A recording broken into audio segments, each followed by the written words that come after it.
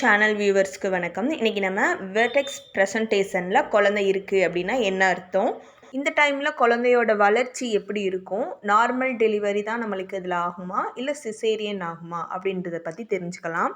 உங்களுக்கு ஸ்கேன் ரிப்போர்ட்டில் குழந்தை வெர்டெக்ஸ் ப்ரெசன்டேஷனில் இருக்குது அப்படின்னு சொல்லிட்டாங்கனாலேவும் உங்களுக்கு டெலிவரி டேட் நெருங்கிடுச்சு அப்படின்னு தான் அர்த்தம். அதுவும் நீங்கள் ஸ்கேன் ரிப்போர்ட் பார்த்தது எந்த டைம் அப்படின்றது தெரியாது, ஆரம்ப நிலையா இறுதி நிலையா அப்படின்றது நம்மளுக்கு தெரியாதுன்றதுனால மறுநாளே ஆக வாய்ப்பு இருக்குது, இல்லை 1 வீக் கழிச்சு கூடயும் டெலிவரி ஆகிட வாய்ப்பு இருக்குது. ஸோ உங்கள் டாக்டர் கொடுக்குற இன்ஸ்ட்ரக்ஷன் ஃபுல்லாகவும் நல்லா கேட்டு வச்சுக்கோங்க.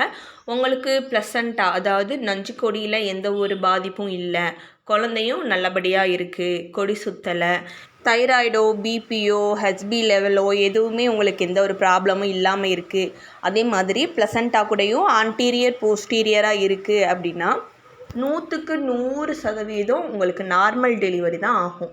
இந்த வெர்டெக்ஸ் ப்ரெசன்டேஷனில் குழந்தையோட தலை நல்லாவே இடுப்பு எலும்பில் இறங்கி இருக்கும். அதோட அவங்க எந்த மாதிரியான அமைப்பில் இருப்பாங்கன்னா, அவங்களோட நாடி இருக்கு இல்லையா, சின் பகுதியை வந்துட்டு மார்பிளில் இப்படி டச் பண்ண மாதிரி குனிஞ்சிருப்பாங்க.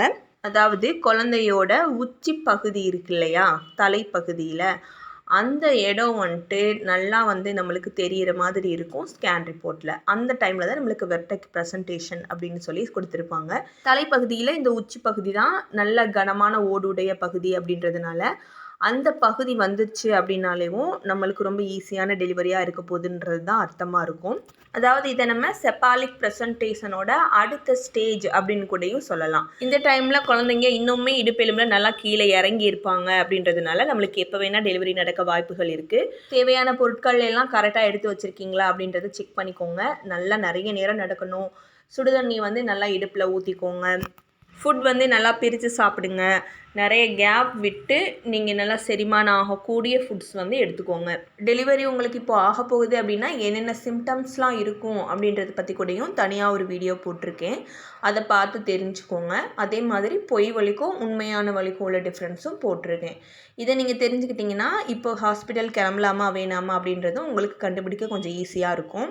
ஸோ வெர்டெக்ஸ் ப்ரெசன்டேஷன் அப்படின்னு உங்களுக்கு தெரிஞ்சிட்டாலேவும் ரொம்ப கேர்ஃபுல்லாக இருங்க. எப்போ வேணாலும் ஹாஸ்பிட்டல் கிளம்புற மாதிரியான ஸ்டேஜில் நீங்கள் இருக்கீங்க அப்படின்னு அர்த்தம். செப்பாலிக் ப்ரெசன்டேஷனோட அடுத்த ஸ்டேஜ் தான் இந்த வெர்டெக்ஸ் ப்ரெசன்டேஷன். உங்களுக்கு ஒருவேளை செப்பாலிக் ப்ரெசன்டேஷன் பற்றி தெரியாதுன்னா அதுக்கான வீடியோ கூடயும் டிஸ்கிரிப்ஷனில் கொடுத்துருக்கேன், நீங்கள் பார்த்து தெரிஞ்சுக்கலாம். இது போல் பல பயனுள்ள தகவல்கள் தொடர்ந்து பெண்ணினம் சேனலில் வந்துகிட்டே இருக்கும். அதுக்கு நீங்கள் பெண்ணினம் சேனலை சப்ஸ்கிரைப் பண்ணி பக்கத்தில் வர்ற பெல்லை ஆளை கிளிக் பண்ணிக்கோங்க.